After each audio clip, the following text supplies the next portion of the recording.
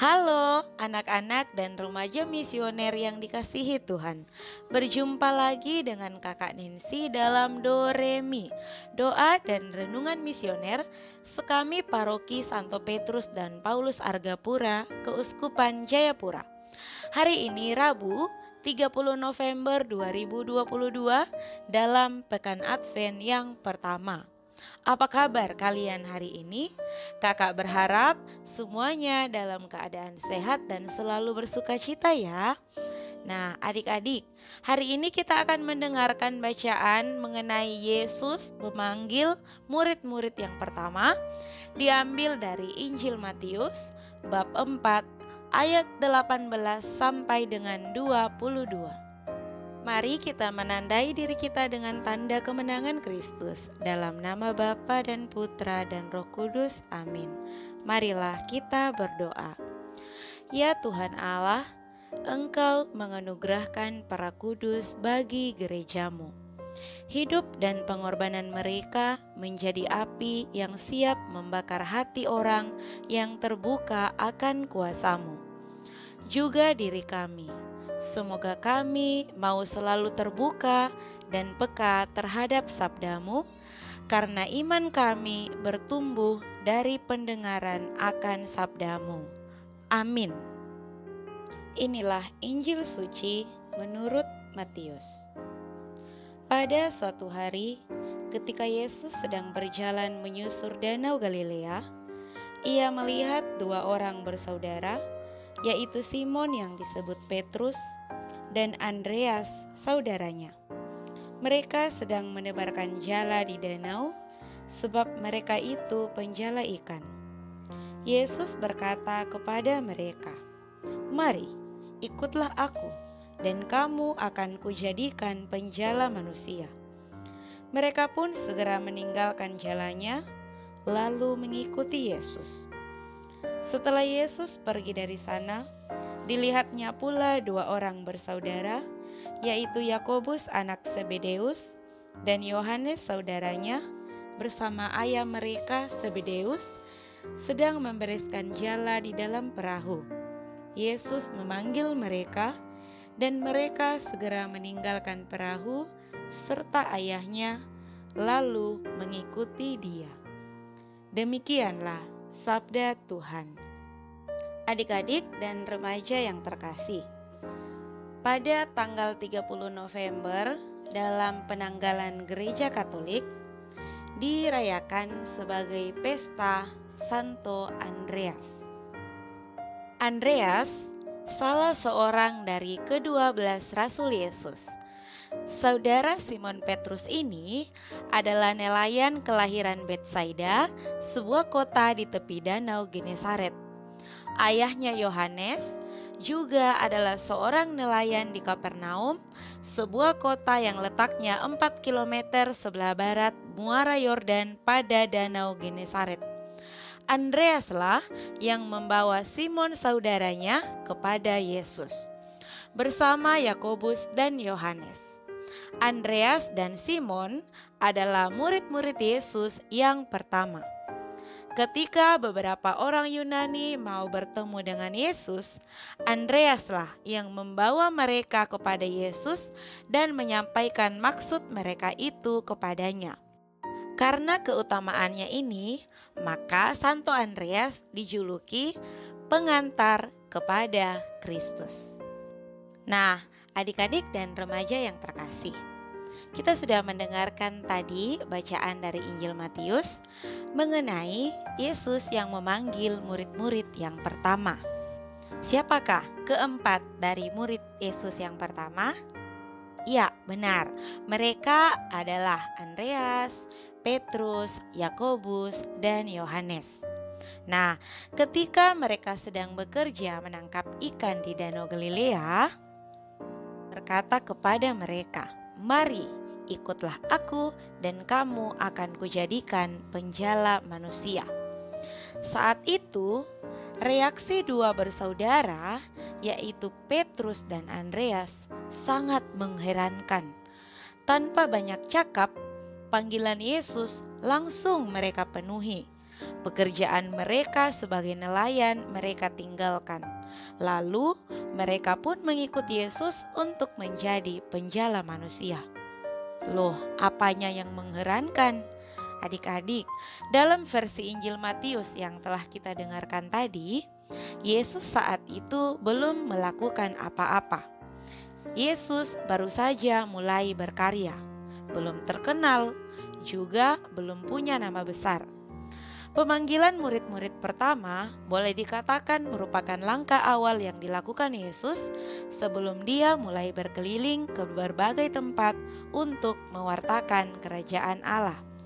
Karena itu, sungguh aneh bahwa Andreas dan murid yang lain langsung setuju menjadi murid Yesus. Adik-adik, kenapa ya mereka mau mengikuti orang yang baru saja mereka kenal? Padahal jika itu terjadi kepada kita, misalnya di dunia sekarang ini, kalau kita bertemu dengan orang yang baru kita kenal, kemudian mereka mengajak kita untuk mengikuti mereka, nah belum tentu kita akan mengikuti orang tersebut. Tetapi berbeda halnya dengan yang dilakukan oleh Andreas dan Simon Petrus. Tanpa harus melihat mujizat Yesus, Andreas dan kawan-kawan tampaknya sudah sangat menyadari bahwa Yesus adalah pribadi yang sangat istimewa. Kesadaran tersebut membuat mereka menjadi bersemangat untuk bergabung bersama Yesus, bekerja mendukung karyanya, bahkan melanjutkan tugas pengutusan dari Tuhan Yesus. Nah, adik-adik dan remaja yang terkasih, mari kita belajar dari Santo Andreas dan kawan-kawan. Hendaknya kita memandang orang bukan karena namanya yang besar atau karena sosoknya yang terkenal. Mari kita melihat pribadi orang dengan melihat isi hati mereka yang paling dalam. Nah, dari situ kita akan tahu apakah orang tersebut pantas untuk didukung karena mengupayakan kebaikan bersama, atau malah sebaliknya.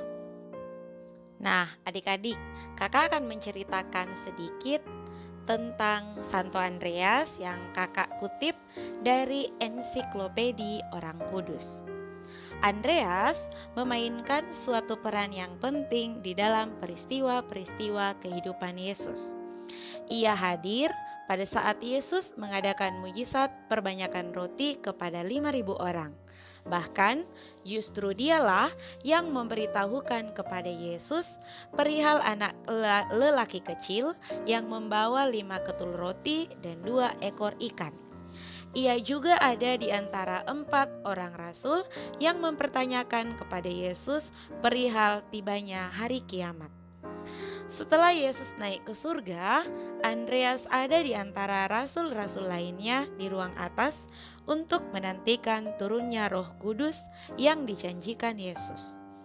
Di mana, kapan, dan bagaimana Andreas wafat kurang diketahui jelas. Namun, menurut tradisi, ia wafat di Patras, Achaia, digantung pada sebuah salib yang berbentuk huruf X. Ia bergantung di salib itu selama 2 hari, dan selama itu ia terus berkhotbah kepada orang yang datang menyaksikannya. Ia tidak dipakukan, melainkan diikat saja pada salib itu, sehingga lebih lama ia menderita sebelum menghembuskan nafasnya. Salib ini kemudian dinamakan orang Salib Santo Andreas. Nah, adik-adik, demikian kisah dari Santo Andreas. Semoga kita dapat meneladani sikap hidup dari Santo Andreas. Amin. Mari kita mendoakan doa anak misioner Indonesia. Tuhan Yesus, Engkau diutus Bapa menjadi berkat bagi dunia, menjadi selamat bagi manusia. Utuslah kami anak-anak-Mu di Indonesia untuk menjadi sahabat yang kuat bagi yang lemah, sahabat yang rela berkorban bagi yang menderita payah, sahabat penghibur bagi yang sakit dan gelisah. Tuhan Yesus, kami pun ingin menjadi utusan-utusan kecil-Mu, teman setia bagi yang tersingkir terlantarkan, teman bicara bagi yang kesepian terlupakan, sobat yang gembira bagi yang sedih dan susah, sobat penuh penghargaan bagi yang tak dicintai. Tuhan Yesus, utuslah kami kini dengan bantuan Roh Kudus-Mu, menjadi garam dan ragi yang baik, menjadi terang dan obat yang cemerlang, membawa kegembiraan dan pengharapan. Tuhan Yesus, kuduskanlah badanku dan sucikanlah jiwaku. Kupersembahkan diriku padamu hari ini.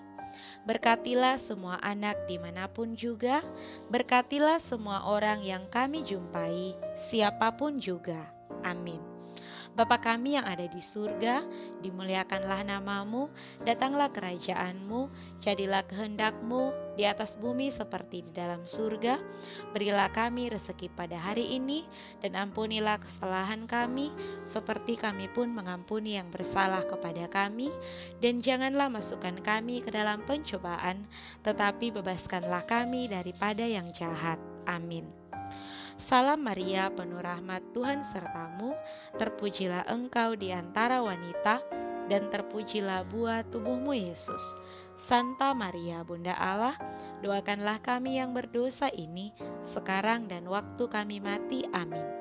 Kemuliaan kepada Bapa dan Putra dan Roh Kudus, seperti pada permulaan, sekarang, selalu dan sepanjang segala abad. Amin.